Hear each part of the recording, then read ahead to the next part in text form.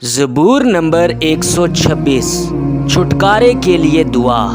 جب خداوند سیون کے اسیروں کو واپس لایا تو ہم خاک دیکھنے والوں کی مانند تھے۔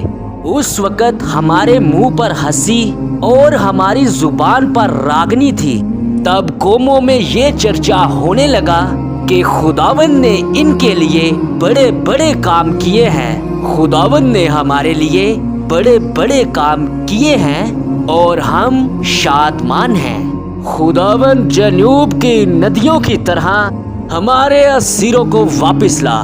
جو آنسوؤں کے ساتھ بوتے ہیں وہ خوشی کے ساتھ کاٹیں گے۔ جو روتا ہوا بیج بونے جاتا ہے وہ اپنے بولے لیے ہوئے شادمان لوٹے گا۔ خداوند کا پاک کلام پڑھا اور سنا گیا، ہم سب کے لیے باعث برکت ٹھہرے۔ آمین۔